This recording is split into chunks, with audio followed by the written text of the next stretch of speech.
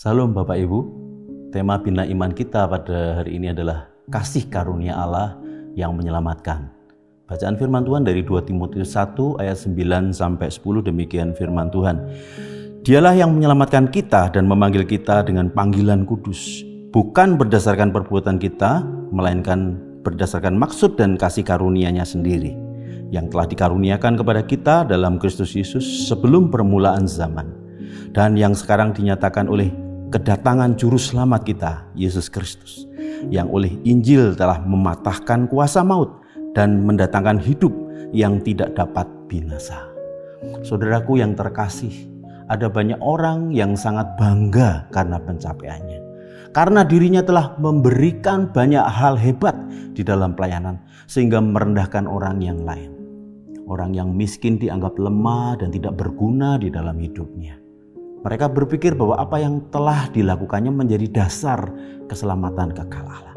Benarkah demikian Bapak Ibu? Saudaraku yang terkasih, surat 2 Timotius ini ditulis Paulus saat Kaisar Nero sedang berusaha menghentikan perkembangan kekristenan di Roma dengan penganiayaan yang sangat bengis dan kejam terhadap semua orang-orang Kristen di wilayahnya.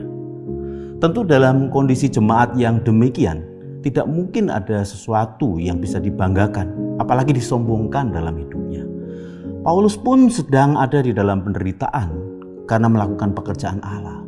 Dia dipenjara dan dianiaya.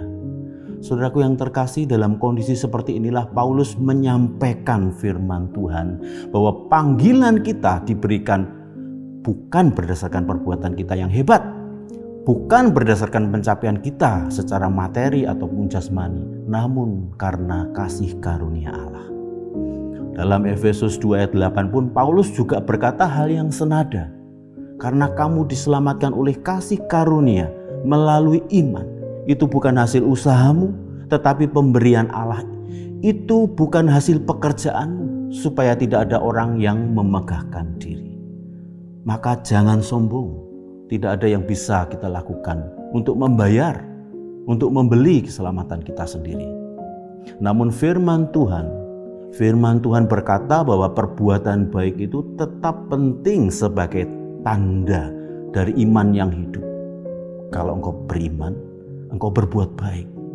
Rasul Yakobus berkata, demikian juga iman jika tidak disertai perbuatan, maka iman itu pada hakikatnya adalah mati.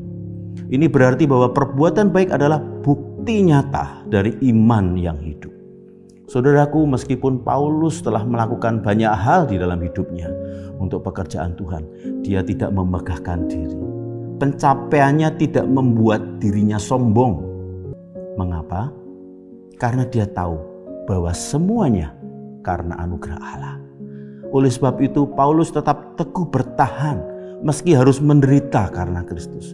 Paulus tetap memegang imannya meskipun di dalam hidupnya banyak godaan, banyak penderitaan.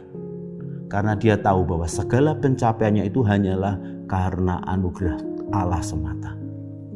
Saudaraku yang terkasih, ada sebuah pertandingan olahraga di sebuah kota Andong, Korea Selatan. Namun ada tim sepak bola Arirang yang terpojok menerima serangan deras dari lawan. Nampak sekali bahwa tim Arirang tersebut bakalan kalah telak dalam pertandingan dengan tim sepak bola yang berasal dari Gwangju. Saudaraku, di tengah-tengah pertandingan seru tersebut muncul seorang pemain baru dengan kekuatan yang luar biasa yang tiba-tiba bergabung dan membalikkan keadaan. Semua orang bersorak terkejut dan yang tampaknya kalah justru memenangkan pertandingan. Kristus adalah pemain itu yang membawa kemenangan yang tak terduga di dalam kehidupan kita. Melalui kematian dan kebangkitannya, kita diberikan kemenangan atas maut. Saudaraku yang terkasih, keselamatan kita bukan karena perbuatan kita, tetapi karena pekerjaan Tuhan. Dan hidup sesuai dengan tujuan Allah itu yang Tuhan mau. Kiranya nama Tuhan dimuliakan.